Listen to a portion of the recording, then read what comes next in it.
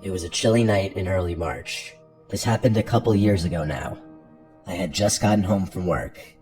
I was working late that night, so it was close to midnight by the time I walked through the door. I was beyond exhausted. I wanted nothing more than to crack open a freezing cold beer and throw my feet up on the couch. So that's exactly what I did. Alcohol always tastes better after a hard day's work. I didn't even turn on the TV immediately. I just sat there on the couch with my eyes closed and my feet elevated, trying to ignore the nagging thoughts about how stressful my life was. I remember getting frustrated while flipping through the channels because nothing was catching my eye. After sifting through for another few minutes, I ultimately gave up and opted to enjoy my beer in silence. Like everything else in my life, peace and quiet was apparently too much to ask for, because not 10 seconds later, all the lights in my house simultaneously shut off. You know that slightly fuzzy popping sound that comes a split second before everything shuts off? Yeah, there's nothing I hate more than hearing that noise.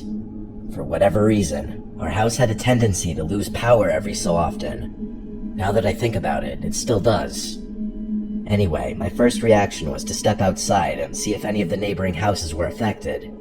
I stepped outside and shut the door behind me, trying to preserve any heat that I might not be able to get back should I fail to restore the power. It was late, but I remember seeing at least one house on my block with their lights on, which confirmed that my house was the problem. I closed my eyes and took a deep breath, knowing that this headache would definitely spoil whatever pleasure I was hoping to salvage from the night. I turned back to go inside, but when I turned the handle on the front door, it wouldn't budge. I froze, confused at first. I tried the handle a few more times, but it was definitely locked. What the hell was going on? I banged on the door and called my wife's name, thinking maybe she had woken up without me realizing. There was no answer. I tried to peer through the glass, but it was still pitch black in there. I ran around to the back. That door was locked too. I started panicking. My wife had a tendency to leave doors unlocked, so it was weird that the back door would be locked in the first place. I ran around to the side of the house to check the breaker, and I froze in my tracks. My hose, which I knew for a fact had been coiled, was laying in the grass just below the breaker box. The realization hit me like a freight train. Someone had cut the power intentionally.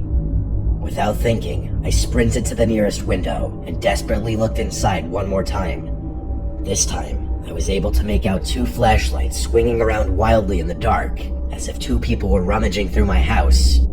They were. I knew they were stealing shit. I was infuriated. The nerve of someone to do this while I was literally home. I reached into my pocket to call the police, only to realize that I had left my phone on the couch. After cursing under my breath, I told myself I'd just run to the neighbor's house and borrow his phone. As I started making my way to the nearest house, another, more sinister thought hit me. My wife was still inside. She was probably asleep, vulnerable to whoever was in the house. I couldn't leave her there, even for another minute.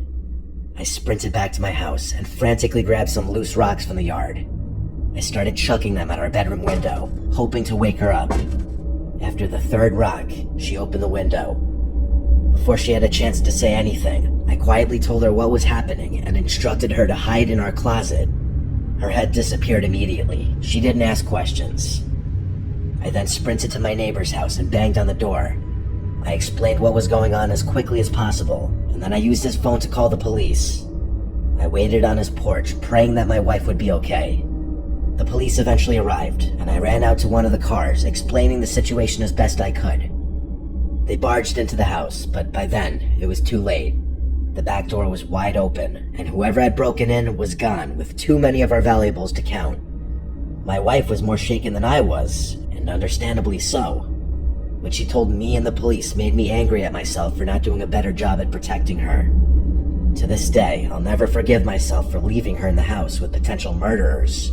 Apparently, mere seconds after I instructed her to hide, she heard someone kick the bedroom door open. The person walked into the room and cocked a gun. He stood there motionlessly for a few seconds, clearly listening for anyone in the room. She said she had never been more terrified in her entire life. I believe the intruders heard me throwing the rocks at the window.